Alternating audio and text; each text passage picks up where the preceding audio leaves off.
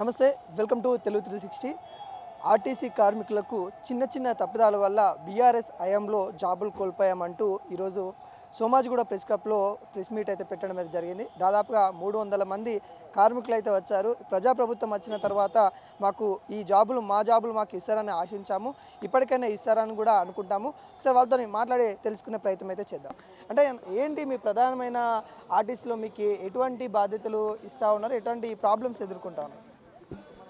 మేము గత ప్రభుత్వంలో అనేక కారణాలతోనే చిన్న కారణాలతోనే ఉద్యోగాలు కోల్పోవడం జరిగింది. సరే, అప్పటి నుంచి మేము అపీల్స్ పెట్టుకోవడం జరిగింది. 3 అపీల్స్ క్లోజ్ అయిపోయినాయి. ఈడీ గారు రిజెక్ట్ చేశారు.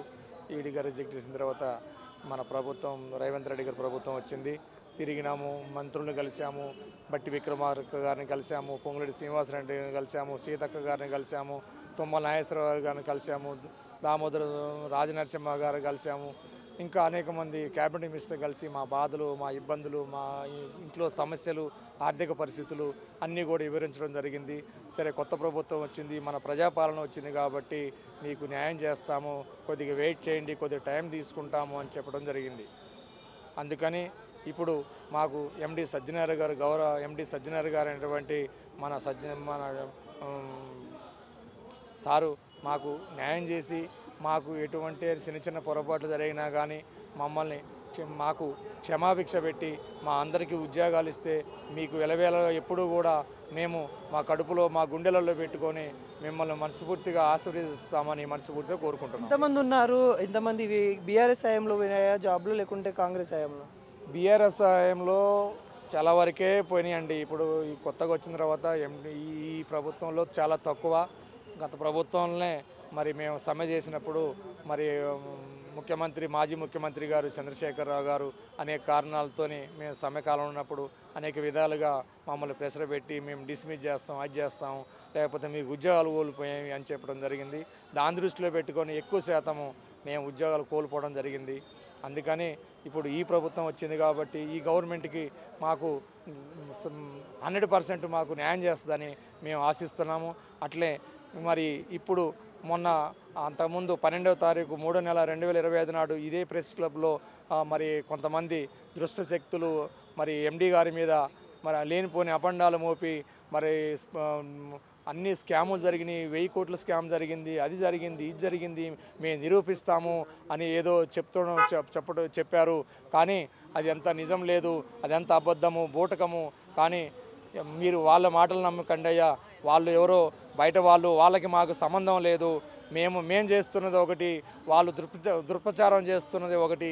కావున మీరు ఎండి గారు, మీరు మాకు క్షమాభిక్ష పెట్టి అందరికీ ఉద్యోగాలు ఇచ్చి మాకు సాయం చేయాలని మనస్ఫూర్తిగా కోరుకుంటున్నాం. కలిసారా సంజనార్ గారిని? సంజనార్ గారిని మేము కలవలేదు సార్. వివిధ మంత్రులను కలవటం జరిగింది. మంత్రులు మాకు న్యాయం చేస్తానన్నారు, అది చూస్తున్నాము. త్రిసభ కమిటీ వేశారు. త్రిసభ కమిటీలో దివ్య మేడం గారు, అలాగే తర్వాత మన చెన్నారెడ్డి గారు, తర్వాత దీంట్లో మళ్ళీ సంజయ్ కుమార్ గారు, తర్వాత వికాస్ రాజు గారు, వీళ్ళంతా సభ్యులుగా ఉన్నారు. వాళ్ళు కూడా న్యాయం చేయాలని వాళ్ళ తాపత్రయం ఉన్నది. వాళ్ళు కూడా మా పిల్లలు, మా బాధలు, మా కుటుంబ సమస్యలు, మా ఆర్థిక పరిస్థితులు అన్నీ కూడా వాళ్ళు అర్థం చేసుకొని ఏదో చిన్న అవకాశం ఇద్దాము వీళ్ళకి, సరే ఒక అన్నం పెడదాము, వాళ్ళు కూడా బ్రతుకుతారు.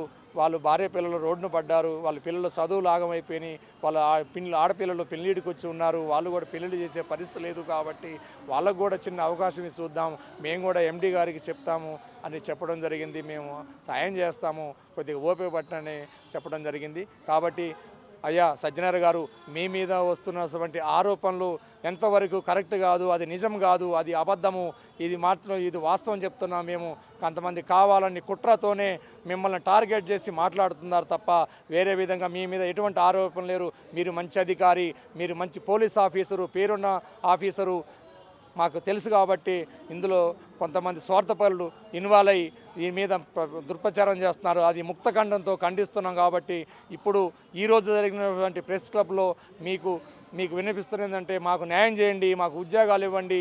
గతం వాళ్ళు చేస్తున్న ఆరోపణలు నిజం లేదు. కాబట్టి మేమంతా ఇక్కడికి వచ్చినటువంటి ఇప్పుడు 250-300 మంది వచ్చినాం. కాబట్టి మేము ముక్తకంఠంతో మీకు తెలియజేస్తున్నాము. మీ మీద ఎటువంటి ఆరోపణలు లేవు, మీరు మంచి ఆఫీసరు, మీరు వచ్చిన తర్వాతనే మాకు గతంలో ఫస్ట్ తారీఖు నుంచి మాకు శాలరీలు పడేవి.